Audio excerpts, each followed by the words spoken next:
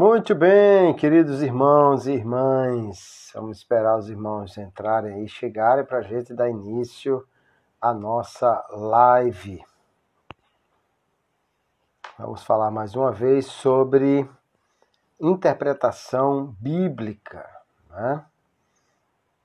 Maravilha. Vamos esperar os irmãos chegarem então aqui. Hoje vamos falar mais sobre o texto em seu contexto. Muito bem, chegando aí o Gabriel, seja bem-vindo, a paz do Senhor. Os irmãos estão chegando para a nossa live. Hoje é mais uma live sobre interpretação bíblica. Uma alegria poder compartilhar aqui com os irmãos sobre um assunto tão importante, tão interessante, que é a interpretação da palavra de Deus. A paz do Senhor, Gabriel, seja bem-vindo. Manda chamar mais alguém aí. Olha aí, chegando mais irmãos. Muito bem. Sejam bem-vindos. Que Deus abençoe. E manda o aviãozinho aí chamar mais alguém para estar na nossa live. Pastor Everton Fontes, a paz do Senhor, bem-vindo. Muito bem.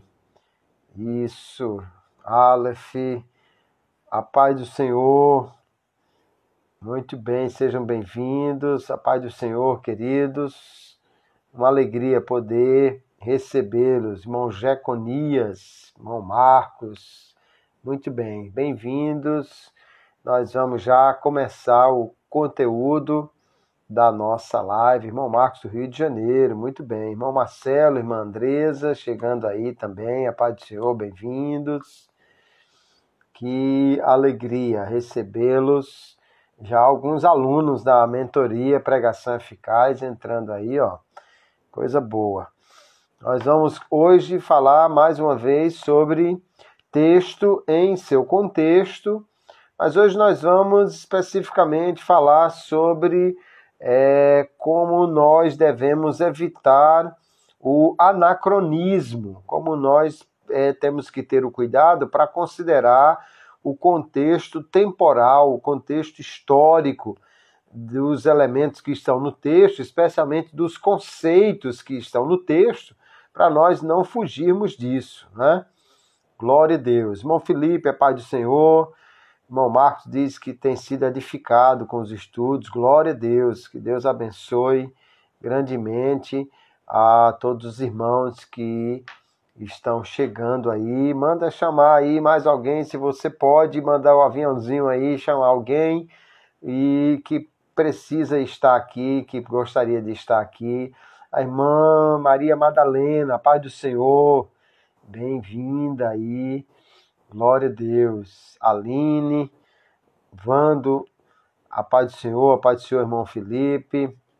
Muito bem, queridos. Manda aí a live para alguém com esse aviãozinho, para mais pessoas participarem. Mas nós vamos começar a falar sobre a importância de considerar o contexto na hora de nós fazermos a interpretação do texto. E hoje, especificamente, eu quero falar sobre o contexto histórico do texto, tá? A paz do Senhor, Aline, Henrique, Gabriel, muito bem. Vamos considerar o contexto histórico dos textos que nós vamos fazer a interpretação. Especialmente, hoje vamos falar de evitar você tomar um conceito fora do seu tempo, tá? Aquilo que os estudantes de história chamam de anacronismo, né? O que é um anacronismo? Vem da palavra cronos, que é a palavra para tempo, né? Uma das palavras para tempo no grego. Cronos é o tempo do relógio, do calendário, é o tempo que nós contamos, né? E quando se fala de anacronismo, estamos falando de uma inadequação cronológica. É quando você toma um elemento ou um conceito do nosso tempo e você quer considerar isso no tempo do texto. Então, quando você olha para o texto e quer utilizar o pensamento de hoje ou um pensamento posterior à época que o texto foi escrito, quando você quer forçar isso, quando você quer jogar isso dentro da interpretação do texto, aí você pode cometer ou estaria cometendo o que se chama de anacronismo, né? É uma referência errada em termos de tempo, de temporalidade, ou quando você atribui um conceito, quando você quer colocar um elemento em algo que não existia naquele tempo, ou um conceito que só foi desenvolvido depois e você quer interpretar no tempo bíblico que ainda não compreende aquele conceito, então você pode fazer aí uma interpretação temporal, histórica, equivocada, e hoje nós vamos falar disso para fugir do anacronismo. Nós precisamos olhar para o texto e ver o contexto histórico, a época que aquele texto foi escrito ou de que ele está tratando, para evitar tomar um conceito fora deste tempo e introduzir erradamente no texto. Especialmente quando nós estamos falando da Bíblia Sagrada, nós temos que ter o cuidado para não tomar um conceito do Novo Testamento e colocá-lo dentro de um texto do Antigo Testamento, quando aquele conceito não foi ainda revelado, desenvolvido. Então nós precisamos ter cuidado com isso, né? Por quê? Porque quando nós vamos interpretar um texto, é muito importante que nós consideremos o que aquele texto diz para os seus leitores originais, para os leitores do seu tempo. Essa é a primeira consideração que precisamos fazer no que diz respeito à interpretação desse texto, tá? Então, quando você olha qualquer texto que fala de interpretação para você pregar um texto, nós precisamos enxergar isso, né? Por exemplo, Palavra Viva, do Dr. Russell Shedd. Então, ele vai dizer aqui, por exemplo, na página 74, ele diz: um texto não pode significar hoje o que não podia ter significado quando o autor o escrevera. Então, veja que a primeira questão, quando nós vamos interpretar o texto, é interpretá-lo no tempo que ele foi escrito, ou seja, na forma como os seus leitores originais ou ouvintes originais entenderam esse texto. Então, ali é que está o significado desse texto. Se ele vai ter aplicações, desdobramentos, se ele vai ser utilizado depois como dentro da tipologia bíblica, aí é uma questão que nós poderemos ver. Mas o primeiro significado do texto é aquele que foi dado no contexto em que ele foi escrito, tá? Se você pegar também aqui, por exemplo, Educação na Justiça, do Daniel Doriani, que é um livro extraordinário para pregadores e intérpretes da Bíblia, ele diz aqui na página 69, um texto não pode significar hoje o que ele nunca significou para o seu público original. Então são questões importantes quando nós vamos fazer interpretação do texto. Considerar o contexto histórico e o que o texto significou para os ouvintes originais. Esse é o sentido do texto. E só depois ele pode ser aplicado em outras épocas, em outras situações, tá? Então vamos dar uma olhada em alguns textos aqui que classicamente os irmãos, quando vão pregar ou quando vão interpretar, muitas vezes vão colocar esse texto, o conceito do texto, em outro tempo. Vão trazer um conceito de fora, de uma outra situação histórica e colocar dentro desse texto. Por exemplo, Provérbios capítulo 11 e o verso 30. E aí, para nós entendermos o texto em seu contexto, é muito importante nós fazermos uma avaliação dentro do contexto histórico. Nós fazemos um comparativo de versões, também ajuda a você evitar esse tipo de erro, não é? Que chama-se anacronismo. É quando você toma um conceito ou uma ideia, ou mesmo algo material de outro tempo e quer colocar num tempo que ele ainda não existia. Então vamos lá, Provérbios capítulo 11, o verso 30, nós temos um texto bastante conhecido que diz assim: o fruto do justo é árvore de vida, e o que ganha almas é sábio. Ou a Revista Corrigida diz: o que ganha almas, sábio é. Estou lendo aqui na Nova Almeida Atualizada. Então, quando a gente fala de ganhar almas, ser sábio, então muita gente vai pegar esse texto e vai fazer uma leitura dele dentro da questão da evangelização. Ganhar almas é você ganhar almas para Jesus, é você trazer pessoas para crer em Jesus como seu Salvador, e aí diz, isso é sábio, né? Então, você vai encontrar, inclusive, naquelas apostilas mais antigas, por que nós devemos evangelizar? E uma das respostas ele vai dizer, porque é sábio o que evangeliza ou que ganha almas para Jesus. E ele vai colocar aí como texto prova, Provérbios capítulo 11 e o verso 30. A gente tem que ter muito cuidado com essa ideia dos textos prova, né? Um texto que você cita, às vezes sem observar o contexto, só para teoricamente provar uma determinada ideia.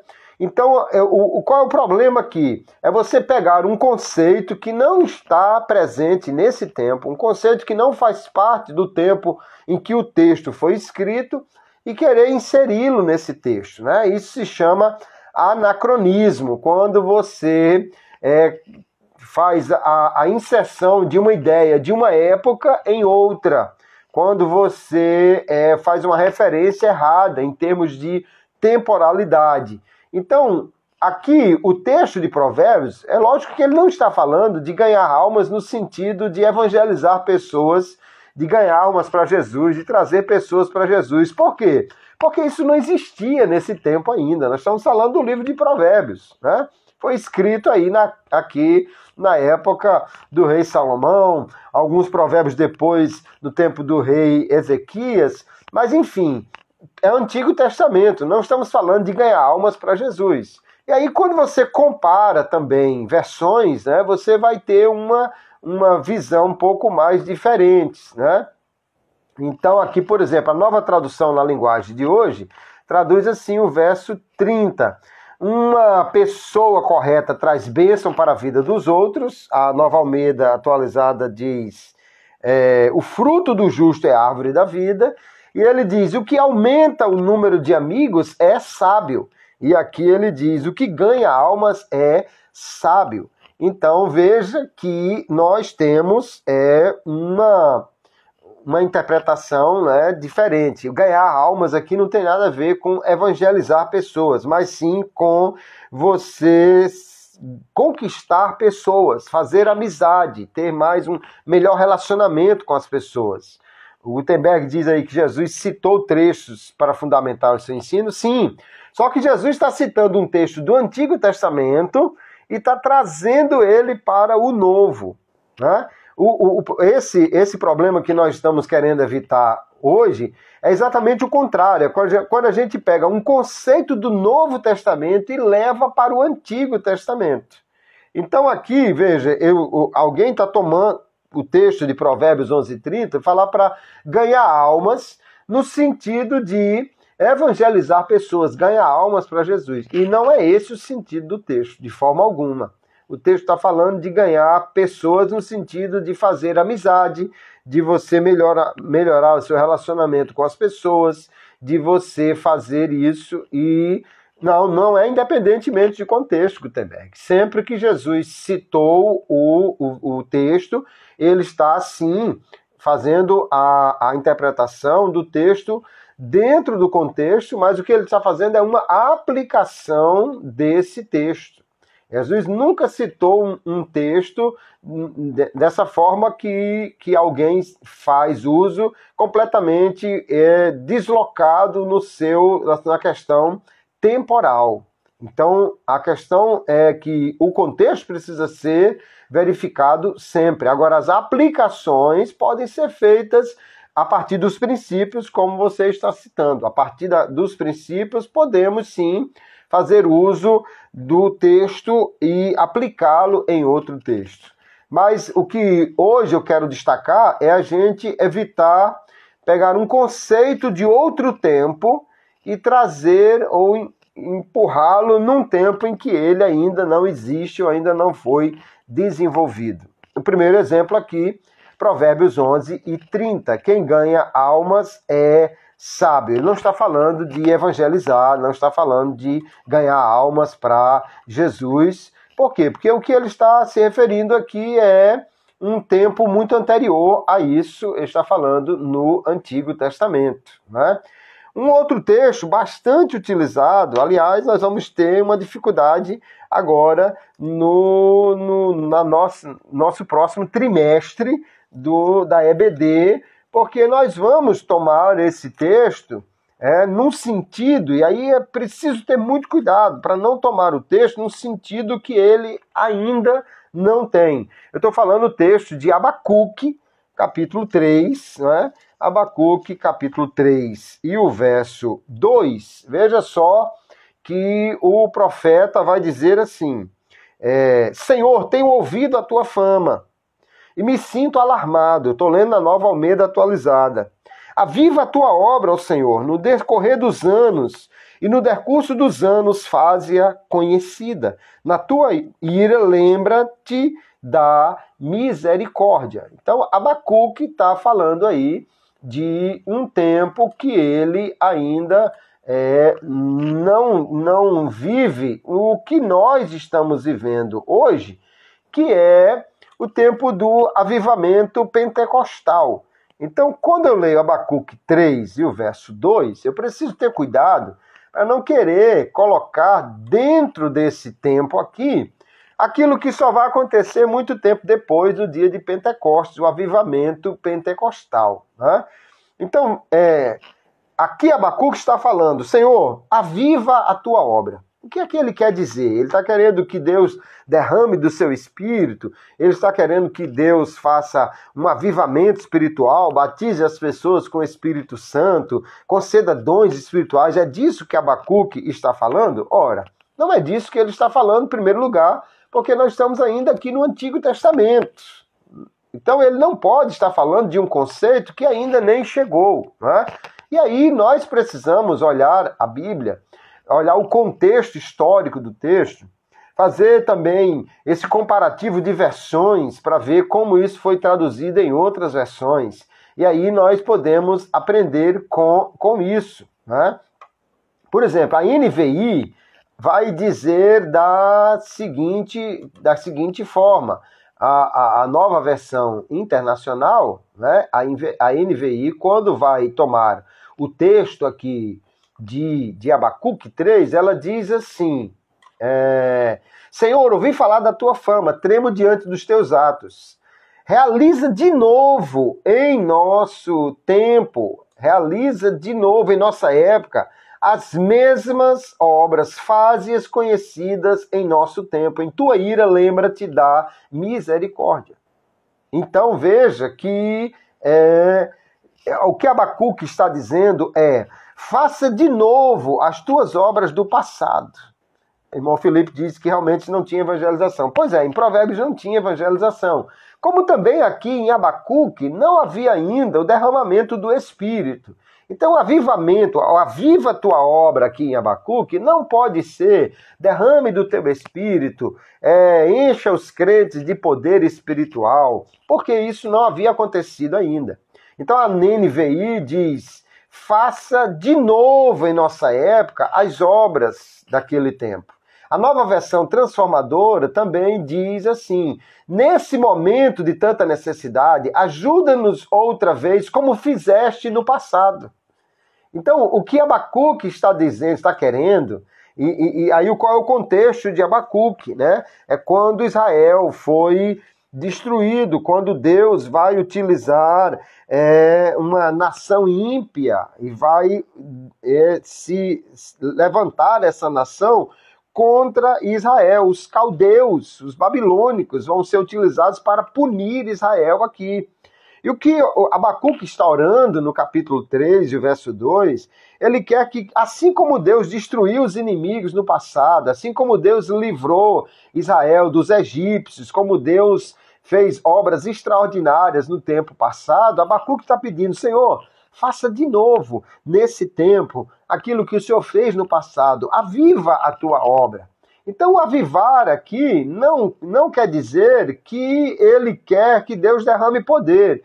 Ele quer dizer que ele quer que Deus repita os fatos de livramento poderoso do passado, agora no tempo dele, porque ele está necessitado. Ele está vendo um Deus que no passado livrou, destruiu inimigos, derrubou exércitos, venceu os inimigos de Israel, e ele quer que Deus faça isso de novo, né? Então, essa é a intenção dele. O livro, que é a versão da Bíblia Viva, traduzida para o português de Portugal, ó, o livro, tá? É a mesma versão da Bíblia Viva, só que traduzida aqui no português de Portugal.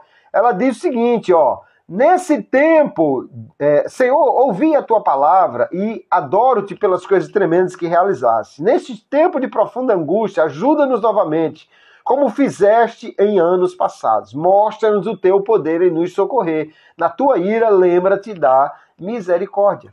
Então, o que Abacuque está orando e pedindo é que Deus realize os atos poderosos que livraram Israel, que derrotaram os inimigos. Como ele fez isso no passado, ele pede que Deus faça novamente agora.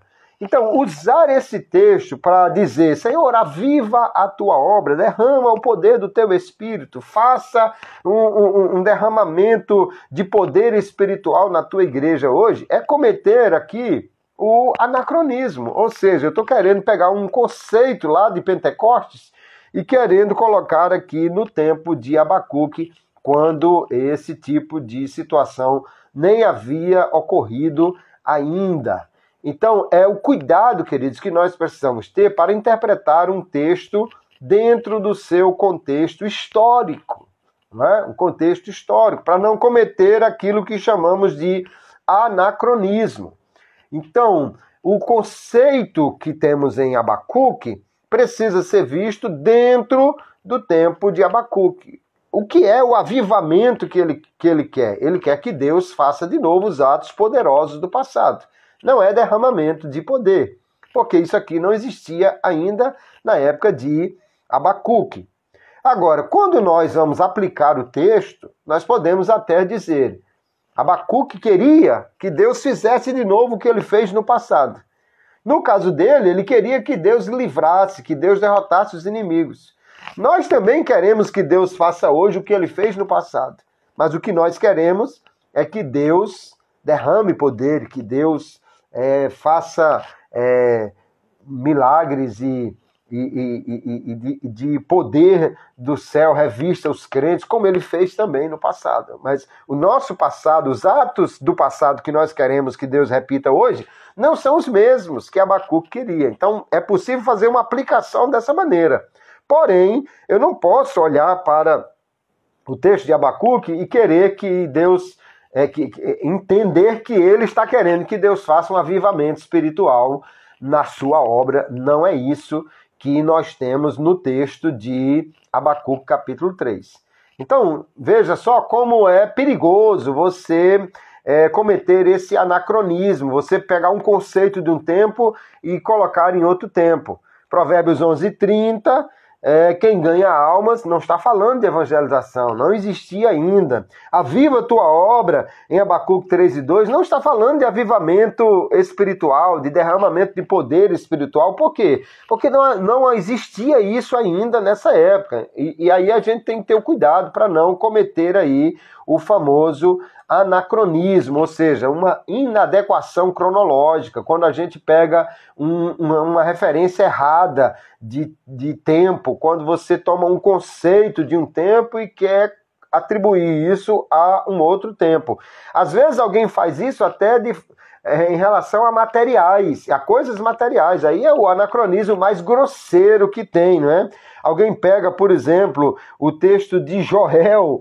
Joel é um profeta que nós olhamos para ele e alguém pega aqui, por exemplo, Joel capítulo 2, é Joel capítulo 2, o verso 5. Ele está falando sobre o dia do Senhor, ou seja, o dia do julgamento de Deus que vem sobre Israel por causa do seu pecado. Esse é o tema de Joel. Ele vai comparar os inimigos como um exército de gafanhoto que vem para destruir, né? Esse é o grande tema. Aí, no verso 5, ele diz assim: com um estrondo semelhante ao de carros de guerra, eles vêm saltando no alto dos montes, né? Mas a revista e corrigida de Almeida, ela vai colocar da seguinte forma. Deixa eu abrir aqui Joel capítulo 2. Joel capítulo 2 e o verso 5. Ele diz, a revista corrigida diz assim: como o estrondo de carros sobre os cumes dos montes, irão eles saltando. E aí eu já vi alguém falar de esse estrondo de carros sobre o cume dos montes como se fosse o ronco de motores, né, que os carros dos inimigos estavam fazendo. Ora, meu irmão, vamos ter muita paciência. Nós estamos falando aqui do Antigo Testamento, antes de Cristo, pelo menos aqui 500 e 600 anos. Então, é lógico que ele não está falando de carros com motores que só foram inventados no século XIX do nosso tempo. É muito tempo depois disso aqui. Agora, ele está falando de um exército que avança, né, com carros de guerra, com bigas puxadas por animais, e um exército grande vai fazer um estrondo. Então, ele está falando sobre o ruído de carruagem de combate. Tem nada a ver com carros de motor. Mas muitas vezes nós vamos tomar o capítulo 2 de Joel e o verso 1 e fazer o uso de um conceito fora do seu tempo.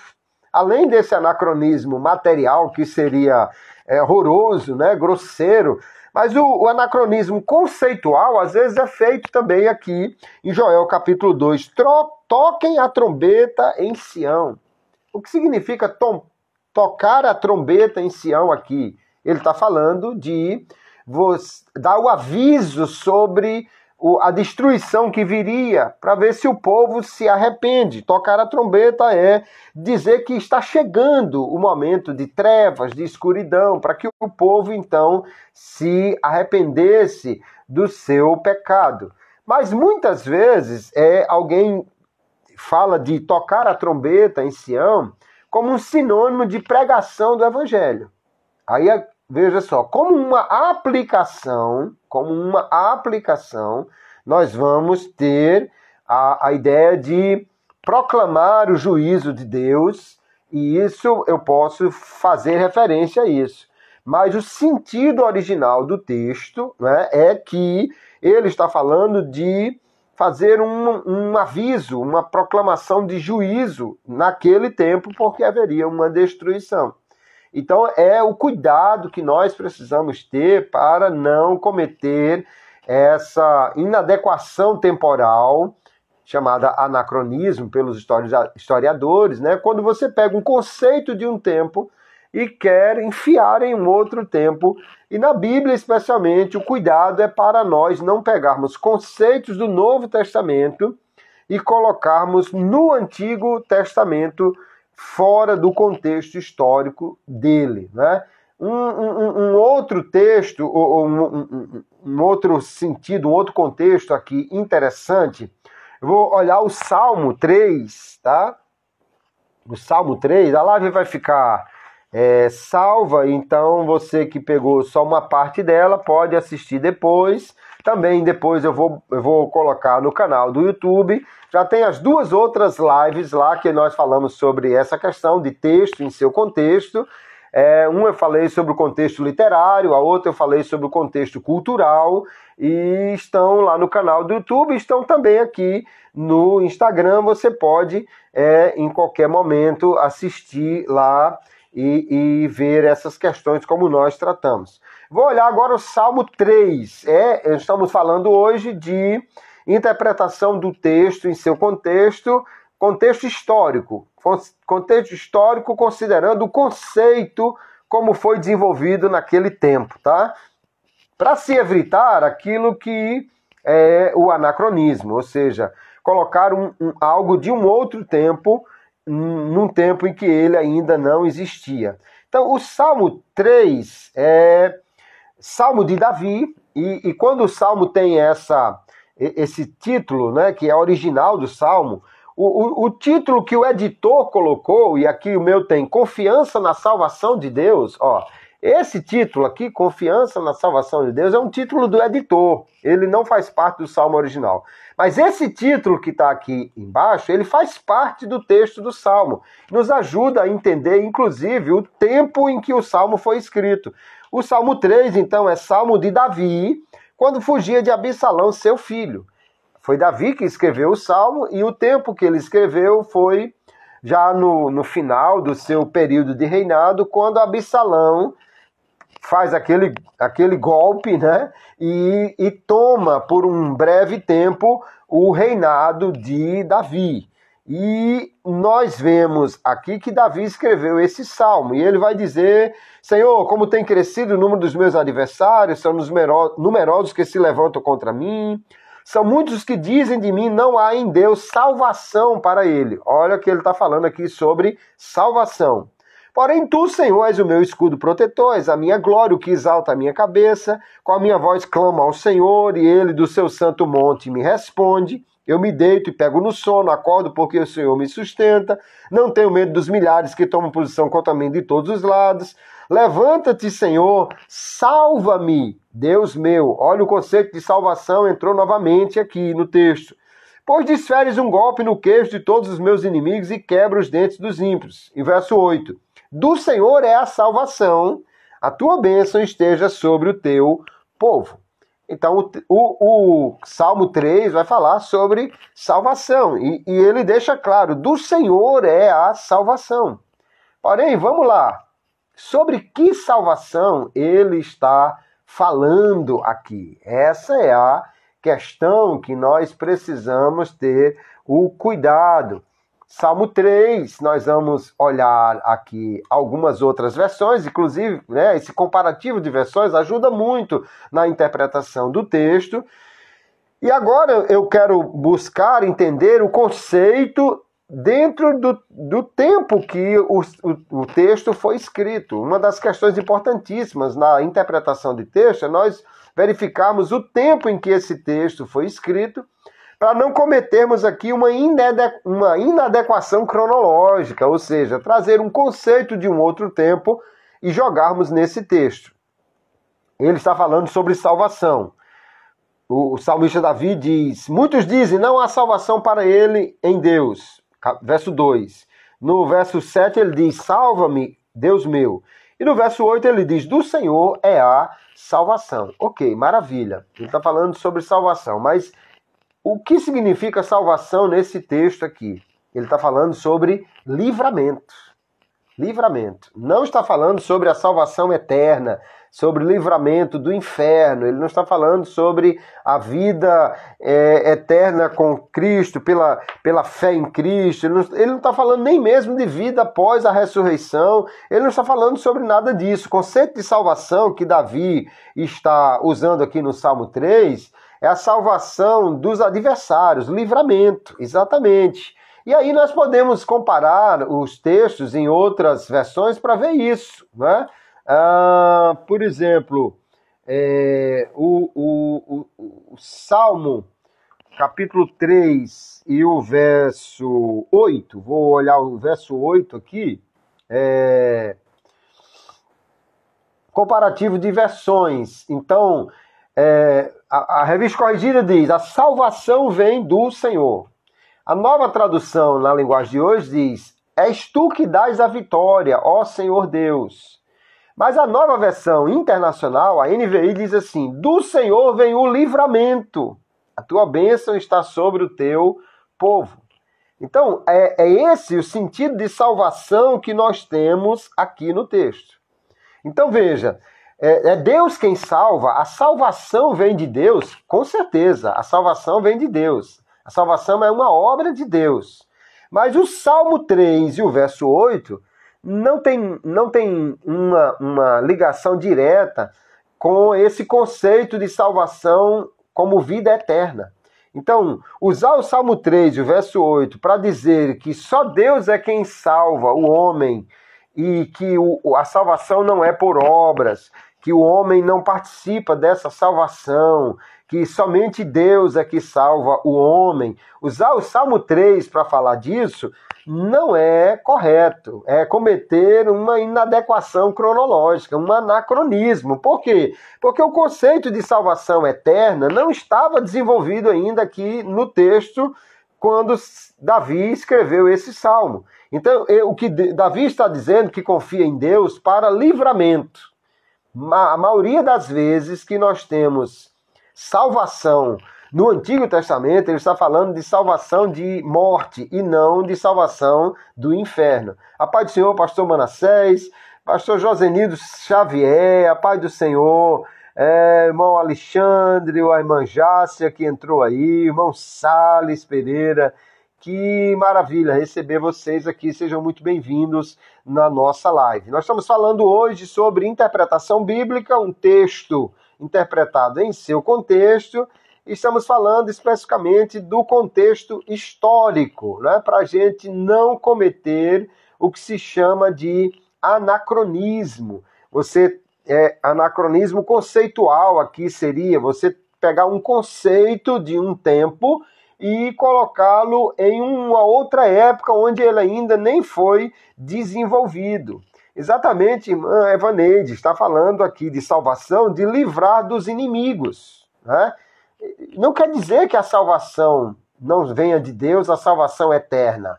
Esse é um conceito que nós vamos encontrar claramente na Bíblia. Mas você vai encontrar isso em Efésios, capítulo 2, né, verso 8 em diante. Você vai encontrar isso claramente no Novo Testamento. Aqui, o salmista está falando de salvação, mas de livramento dos inimigos. Salvação de morte, salvação de ser derrotado pelos inimigos. Não é o conceito de salvação eterna, livramento do inferno. A gente precisa ter esse cuidado. As aplicações, elas podem ser feitas depois. Mas quando nós estamos falando de interpretar o texto no seu contexto, é preciso que a gente entenda isso. Um texto não pode significar para nós o que não significou para os seus ouvintes originais. Um texto não pode significar hoje o que não significou, ele não pode ser entendido hoje da maneira como não foi entendido por seus leitores originais.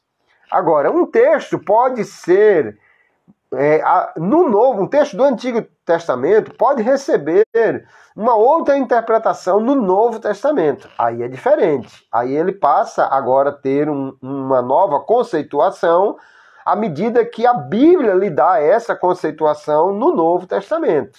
Então você vai encontrar, por exemplo, Mateus citando os profetas do Antigo Testamento com uma nova perspectiva, a perspectiva cristã, a perspectiva de Cristo. Do Egito chamei o meu filho. Ora, o profeta lá está se referindo ao filho Israel. Mas o que é válido para Israel como filho, Mateus está aplicando a Jesus como filho. E aí, então, o texto ganhou um novo significado. Mas lá no texto do Antigo Testamento, ele precisa ser visto com o significado que lá ele tem. A gente tem que ter cuidado, então, para não cometer aí uma inadequação na interpretação cronológica do texto, o contexto histórico desse texto. Deixa eu dar uma olhada em outro texto ainda, que a gente já teve um problema agora na EBD nesse trimestre, e vamos ter o mesmo problema na EBD no próximo trimestre, ao fazer uso desse texto aqui, que é o texto do profeta Ezequiel. Não, estamos estudando o profeta Ezequiel na EBD, estamos já concluindo, né, esse estudo. Capítulo 47 do profeta Ezequiel, ele vai falar aqui sobre as águas que saem de debaixo do altar, e ele vai ter agora um ser que vai medir essas águas, e vai medir a cada 500 metros, e agora o texto diz, o verso 3, mediu 500 metros, me fez passar pelas águas, elas estavam no tornozelo. Mediu mais 500 metros, verso 4, me fez passar pelas águas, estavam pelos joelhos. Estou lendo na Nova Almeida atualizada. Mediu mais 500 metros, me fez passar pela água, agora que me dava pela cintura. Mediu ainda outros 500 metros e era já um rio que eu não podia atravessar porque as águas tinham crescido. Eram águas em que se podia nadar, um rio pelo qual não se podia passar andando. Esse é o texto aqui. Mas qual é o sentido do texto aqui dentro do contexto histórico em que ele foi escrito? Ezequiel está falando de uma visão para um futuro longínquo, quando Deus iria trazer uma transformação e uma prosperidade extraordinária na terra de Israel. É uma água que sai do templo e que essa água gera vida por onde ela está passando. Só que essas águas, elas são muito mais abundantes do que simplesmente como se fosse uma água natural, uma nascente natural que surgisse debaixo do templo. É uma água que tem uma fonte sobrenatural em Deus. Tanto que, dentro de curto espaço, essa água vai se avolumar de uma maneira extraordinária. 500 metros ela está dando no tornozelo. Como diria no Nordeste aqui, no mocotó. Aí depois, mais 500 metros, já está nos joelhos. Mais 500 está na cintura ou nos lombos, algumas versões diz, e mais 500 metros, ou seja, 2 quilômetros só à frente do templo, já é um rio caudaloso que não se pode mais passar por ele. E aí, normalmente, nós vamos ver uma leitura desse texto dizendo isso aqui. Isso aqui é uma ilustração de mergulhar no rio do Espírito. Níveis diferentes de intimidade com Deus. Mas, meu irmão, peraí, alto lá. Em primeiro lugar, não é disso que o profeta Ezequiel está falando. Ele está falando de águas que saem do templo e que vão criar vida. Inclusive, ele vai dizer que essas águas vão sarar o Mar Morto, que tem muito sal e que agora vai ser transformado num rio onde tem peixe. Hoje não tem peixe no Mar Morto porque a quantidade de sal lá é absurda, 35 vezes maior do que nos outros mares. E então, ele diz que no verso 10 que vai ter peixe lá como no Mar Grande. Qual é o Mar Grande? É o Mediterrâneo. Vai ter peixe no Mar Morto como tem no Mediterrâneo. Mas veja que ele diz no verso 11 que vai ficar ainda um charco, um pântano, que serão deixados para o sal. Então vamos lá. Se Ezequiel estivesse falando de níveis de intimidade com o Espírito Santo, então esse charco cheio de sal ainda aqui, esse pântano cheio de sal ainda, o que é o Espírito Santo aqui nesse charco? Então olha que nós temos já uma situação difícil na interpretação. Por quê? Porque nós estamos cometendo um anacronismo, pegando um conceito de outro tempo e querendo enfiar aqui no profeta Ezequiel. Não, pastor, mas espera aí, Jesus falou disso lá em João capítulo 7, ele vai fazer uma leitura disso. Mas vamos dar uma olhada, qual é a leitura que Jesus, ou qual é a referência que Jesus vai fazer disso, né?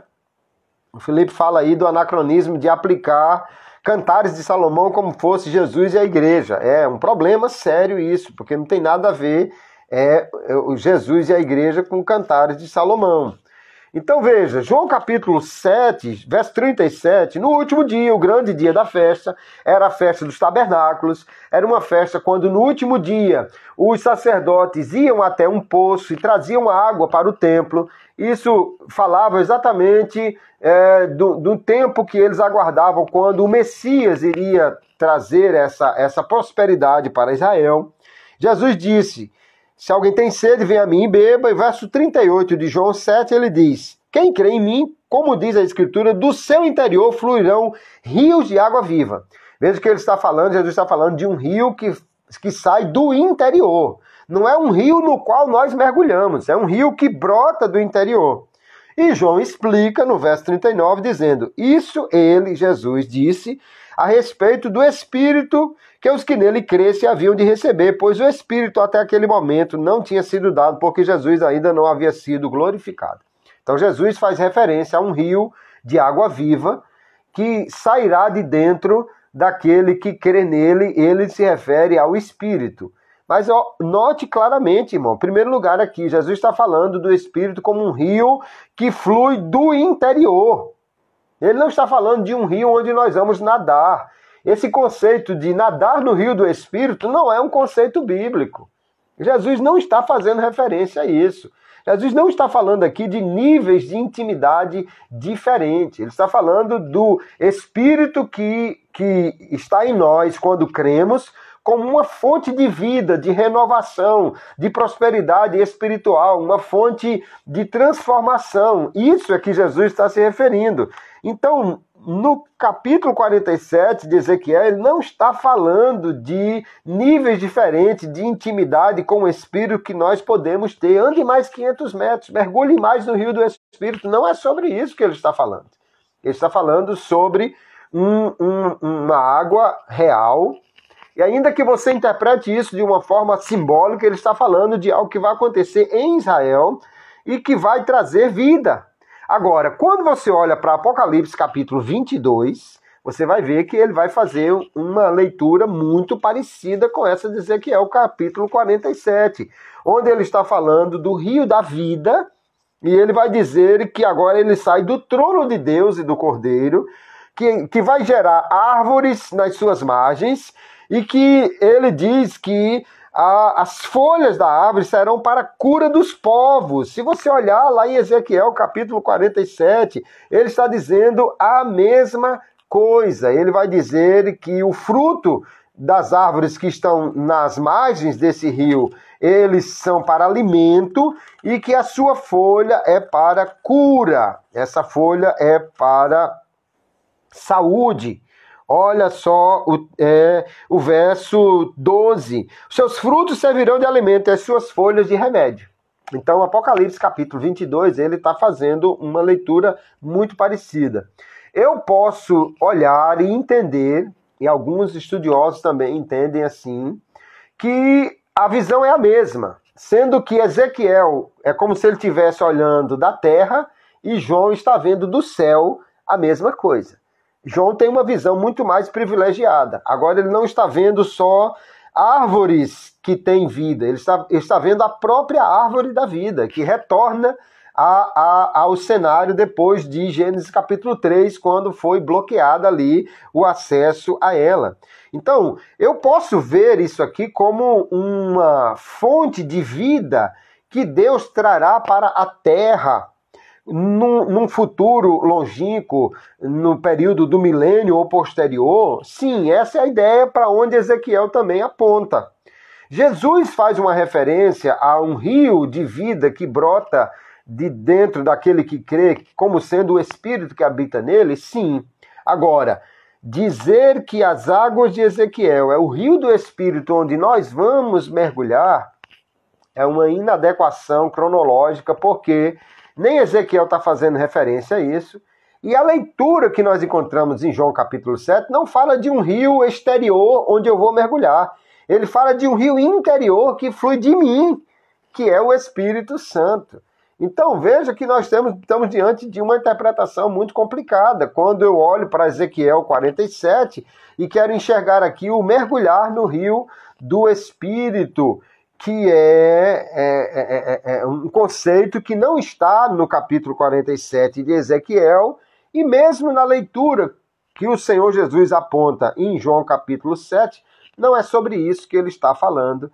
Jesus não está falando de níveis diferentes de intimidade, que nós podemos mergulhar mais no rio do Espírito e alcançar mais intimidade e tal. Não é sobre isso que o texto está falando.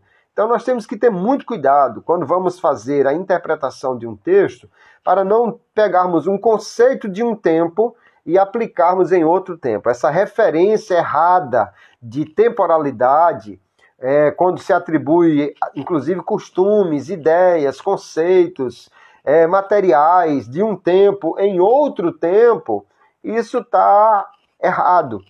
E isso é o que é chamado de anacronismo, né? Essa semana eu estava reassistindo o episódio 1 da temporada 1 de The Chosen, uma coisa maravilhosa. Se você não assistiu ainda, por favor, assista, gratuito, na internet. Tem também na Netflix e tal, mas eu tenho um gratuito na internet, direto do produtor, The Angel. Você assiste maravilhoso, The Chosen. Só que tem logo uma cena lá em que Pedro está brigando, uma briga de rua. Pedro, junto com André, apostaram lá que Pedro ganhava uma luta de soco e tem uma conversa com eles lá. E quando eu olhei aquilo, eu digo, meu Deus do céu, isso não é um conceito que nós vamos encontrar naquele tempo. Aquela sociedade era uma sociedade onde respeito era uma coisa muito mais evidente, onde o respeito à pessoa humana e a questão de honra e vergonha estavam muito presentes naquela sociedade. Esse tipo de situação, ganhar dinheiro fazendo aposta falsa, com briga de rua, pelo amor de Deus, isso é uma inadequação. Se a ideia da série é apresentar Jesus com um olhar mais perceptível para o homem moderno, vamos lá.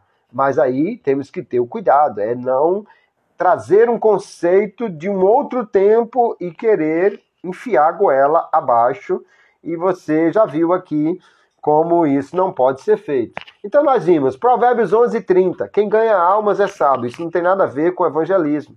Nós vimos Joel capítulo 2, toca a trombeta em Sião. Isso não é uma referência direta de pregar o evangelho. Aviva a tua obra, Senhor, Abacuque capítulo 3. Isso não fala sobre avivamento pentecostal, derramamento de poder, né? Ezequiel 47, mergulhar no rio do Espírito, níveis de intimidade diferente com Deus. Não é sobre isso que o texto está falando. Essas aplicações todas aí, essas questões todas aí seriam uma forma de anacronismo, né? É uma inadequação cronológica. Você atribui ideias de uma época a outra, de um momento histórico posterior a um tempo, então, diferente. Nós precisamos ter muito cuidado para não fazer isso quando nós estamos interpretando a Bíblia. Então, citando novamente o texto aqui de Educação na Justiça, do Daniel Doriani, extraordinário. Ele diz claramente, um texto não pode significar hoje o que ele nunca significou para seu público original. As aplicações podem mudar, é claro, mas não o sentido do texto. Pastor Russell Shedd, Palavra Viva, um livretinho, mas muito rico para pregadores que querem interpretar a palavra de Deus. E ele diz claramente, um texto não pode significar hoje o que não podia ter significado quando o autor o escrevera. Nós precisamos ter o cuidado, então, de quando você for fazer a interpretação do texto, pergunte em que tempo esse texto foi escrito, ou quando ele escreveu. E aí, então, observe dentro desse tempo, dentro do contexto desse tempo, qual o significado do conceito que está sendo desenvolvido ali. Nós vimos Salmo 3, do Senhor vem a salvação. Ok, mas ele não está falando de salvação eterna, ele está falando de livramento de inimigos, de morte. Um conceito de salvação eterna não estava desenvolvido ainda ali em Davi. Havia no Antigo Testamento o conceito de vida eterna, ressurreição, já nós vamos encontrar isso em alguns textos. Mas a ideia de salvação, livramento do inferno, vida eterna com Deus, isso não estava desenvolvido ali ainda. Então, quando Davi diz a salvação vem do Senhor, ele está falando de livramento, não está falando de salvação eterna. Então, muito cuidado quando você for fazer a interpretação do texto, para não atribuir ao texto o conceito do Novo Testamento no Antigo Testamento. É diferente quando o Novo Testamento cita ou faz uso do Antigo Testamento. Aí há uma leitura cristocêntrica desse texto. E ok, isso pode e deve ser feito. Todo texto do Antigo Testamento nós devemos ver como isso aponta para a obra redentora de Cristo, como isso aponta para a vida perfeita de Cristo como exemplo. E isso pode e deve ser feito. Se você não assistiu ainda, assista aí no meu canal no YouTube, Como Pregar para Transformar Vidas, onde eu falo exatamente sobre a questão das aplicações cristocêntricas que a pregação deve ter.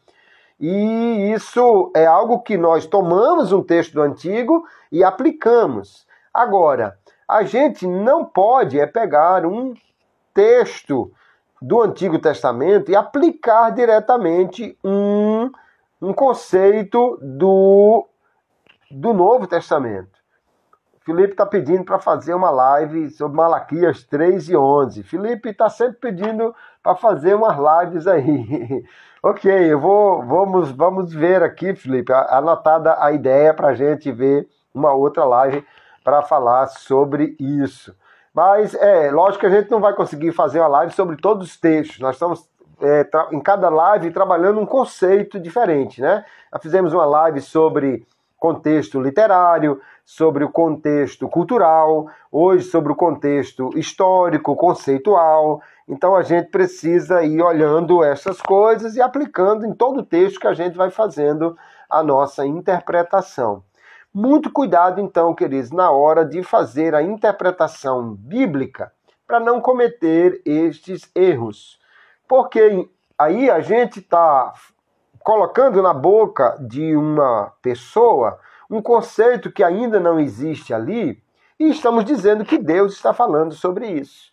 E aí esse é o problema e o cuidado que nós precisamos ter quando interpretamos a Bíblia. Você, quando interpreta, diz, Deus está falando isso aqui. Mas será que Deus realmente está falando isso ali naquele texto?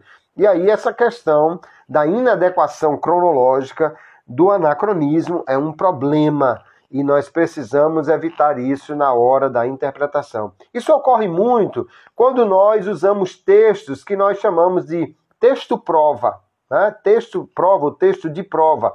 É quando você encontra muito isso nas obras mais antigas de teologia que não verificavam essa questão do contexto histórico e cita um texto só porque tem uma palavra ali naquele texto, né? Porque nós devemos evangelizar. Porque é sábio evangelizar. Aí cita Provérbios 11:30, quem ganha almas é sábio. Mas ele não está falando de evangelização ali. Esse é um problema, né? Então, cuidado com essa questão de texto-prova. Vê se realmente é sobre isso que o texto está falando. Vê se é esse o assunto tratado ali. Ou no máximo, a gente vai falar disso como uma aplicação de um princípio ou de um conceito que está ali. Mas isso precisa ser dito. Originalmente está falando de tal conceito, mas aplicando isso, nós podemos falar desse princípio. Mas muito cuidado para não enfiar no Antigo Testamento um conceito do Novo que não tinha ainda ali, que não podia ser utilizado ainda ali. Amós 4:12, prepara-te, Israel, para encontrar com o Senhor. Não fala sobre arrebatamento. A gente pode usar isso como aplicação de dizer assim, Israel precisava se preparar. Nós também precisamos nos preparar quando chegar o dia de nós encontrarmos com Deus. Você pode até buscar isso numa aplicação. Agora, o texto lá não fala sobre isso. Por quê? Porque ele está falando com o povo de Israel. O encontro com Deus ali não tem nada a ver com arrebatamento ainda, né? Então, isso é preciso ter esse cuidado, queridos, para não fazermos a interpretação de um texto do Antigo com um conceito do Novo Testamento. Muito cuidado para não fazer essa referência errada de temporalidade, não atribuir costumes, ideias, sentimentos de uma época a outra época. Fica a dica, então, aí para você, quando for interpretar as Escrituras, fuja do anacronismo, é algo completamente errado e pode trazer muitas dificuldades para você. A próxima live nós vamos falar sobre a interpretação das promessas de Deus. Será que eu posso pegar qualquer promessa da Bíblia e trazer para mim, me apropriar, receber esta promessa? Então, quinta-feira, se Deus quiser, nesse mesmo horário das 21h30, nós vamos falar sobre essa interpretação das promessas de Deus e a live de hoje vai ficar salva. As outras duas estão salvas aqui no Instagram, também estão no meu canal lá do YouTube. Se você não assistiu ainda, assista, encaminhe para alguém, faça um comentário aí, comente lá no YouTube e você vai me ajudar e também, de repente, eu posso lhe ajudar respondendo alguma pergunta, tirando alguma dúvida que pode ter ficado a partir da live de hoje ou das outras. Tá bem, queridos?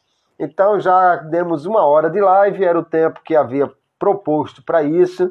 Deus abençoe a sua vida, que você seja um intérprete fiel das Escrituras. É preciso estudar, é preciso aplicar tempo a isso, né?